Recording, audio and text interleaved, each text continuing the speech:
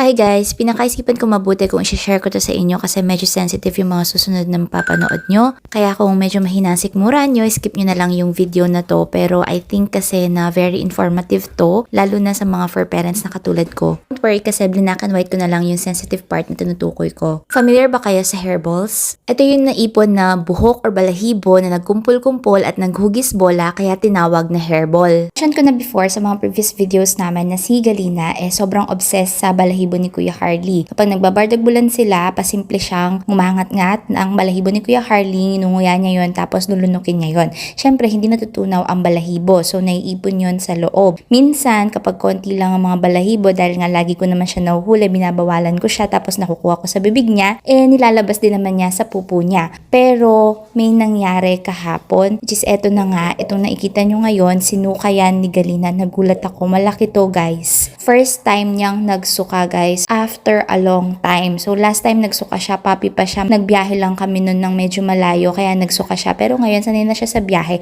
hindi na siya nagsusuka. Kaya nagulat ako kasi first time niya nagsuka ulit ng ganito. At hindi lang basta liquid, merong buo. Nagulat ako, natakot ako. Akala ko yung Kong Chew toy ni Yuna na color pink na maliit. Pinakatingnan ko, kinalkal ko, ayan, gumamit ako ng tinidor. Mga balahibo siya na tumigas na, nagkumpul-kumpul, tas parang naging bola na. Parang bato na sa tigas. Buti na lang talaga at nailalabas niya sa dumi niya at this time na isukan niya kahit na medyo malaki na. Alam niyo ba na kapag na-stuck yung mga ganito sa tiyan niya at hindi na makadaan sa bituka, hindi na niya mailalabas yung digested food ng stomach niya, hindi na makakadaan sa bituka yon, hindi niya na maitata yun, kaya magtatai siya at tubig na ang ilalabas niya. Susuka din siya kasi hindi natatanggapin ng tiyan niya yung mga kinakain niya. Siyempre pag nagtai na, nagsuka na ang mga fur babies natin, yan na ang simula ng panghihina nila. Kaya kailangan na ring maoperahan para tanggalin yung kung ano man ang na-stuck sa tiyan or sa bituka nila. So ano nga ba yung mga senyales na may bara sa tiyan or bituka ng mga fur babies natin? Nabanggit ko kanina, magtatais sila, magsusuka sila, at syempre pag nagtais sila,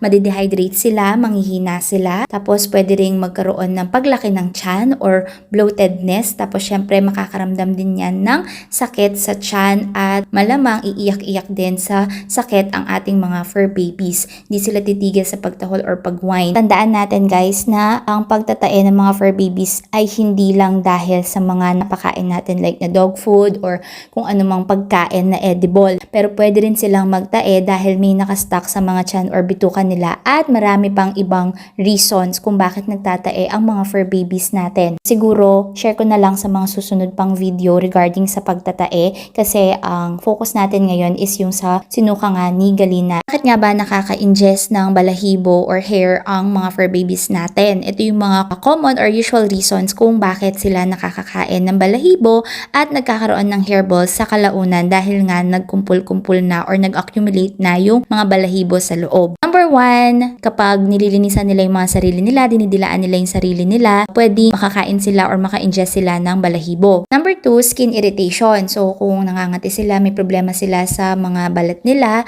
like meron silang kuto, garapata, may galis sila, ganyan, skin allergy sa pagkain or whatsoever, kahit ano man yan, may kumagat sa kanila. Basta na-irritate yung skin nila, pag kinatikatin nila yon, minsan may sumasamang balahibo at makakain din nila yon kapag kinati nila gamit yung mga ngipin nila. Number 3, excessive hair loss or yung mga grabing mag-shed na mga fur babies. Tulad na lamang ng mga golden retrievers natin na minsan masagi mo lang talagang sasama na yung balahibo. So ganun naman din, syempre kapag may mga kumalat na balahibo sa floor, may tendency makain nila kaya ayun nga, pwedeng mag-accumulate din sa tiyan nila. Dapat natin gawin is lagi tayong mag-vacuum or magwawalis, magmamap, maglilinis para wala masyadong kumakalat sa floor. Nakatulong din ang daily brushing para mabawasan yung shedding nila. And lastly, boredom. Tulad na lamang sa case ni Galina, kapag naiinip siya, naiisipan niya talagang magngat-ngat ng balahibo ni Kuya Harley at ayun na nga, kasama ang palad, minsan nilulunok niya lalo na kapag hindi namin nakahuli. Yun lang naman guys, share ko lang naman sa inyo yung na-experience ko at kung paano nagkaka-hairballs nga ang mga fur babies natin sa tiyan nila. So far, hindi naman nagtatai si Galina, hindi na rin naulit yung pagsusuka niya, wala rin namang